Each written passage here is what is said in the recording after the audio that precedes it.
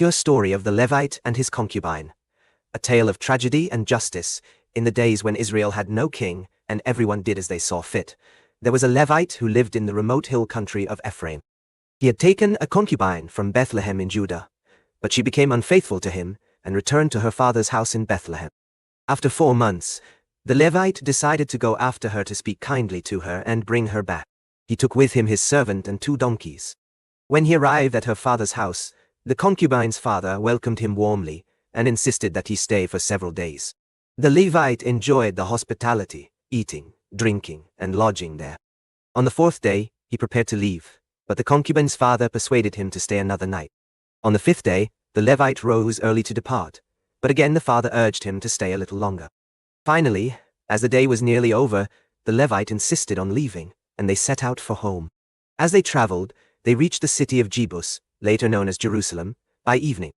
The servant suggested they spend the night there, but the Levite refused, saying they should not stay in a city of foreigners. Instead, they pressed on to Gibeah, a town belonging to the tribe of Benjamin.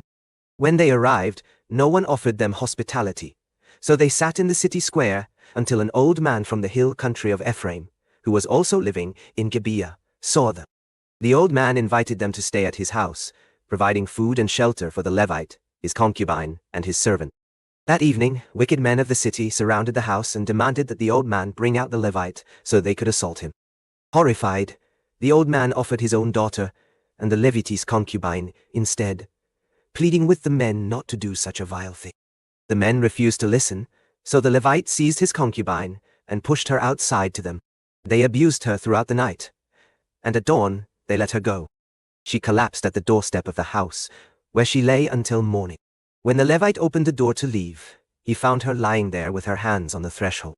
He told her to get up, but there was no answer. He placed her on his donkey and returned home. When he arrived, he took a knife, cut her body into 12 pieces, and sent them to all the regions of Israel. Everyone who saw it was horrified and said, "Such a thing has never happened or been seen from the day the Israelites came out of Egypt until now. We must do something about this." The Israelites gathered together as one, from Dan to Beersheba, including the land of Gilead.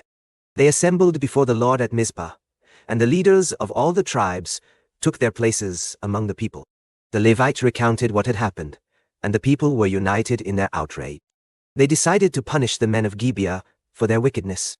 The tribes of Israel demanded that the tribe of Benjamin hand over the guilty men, but the Benjamites refused. Instead, they prepared for war, gathering 26,000 swordsmen. The rest of Israel assembled 400,000 men.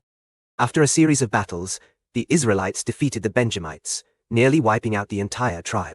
Only 600 men survived, fleeing to the rock of Rimmon. The Israelites grieved for their brothers, the tribe of Benjamin, and sought to restore them. They provided wives for the surviving Benjamites so the tribe would not be completely destroyed. This tragic story became a reminder of the moral decay and lawlessness that plagued Israel during that time, and it underscored the need for justice and righteousness in the land.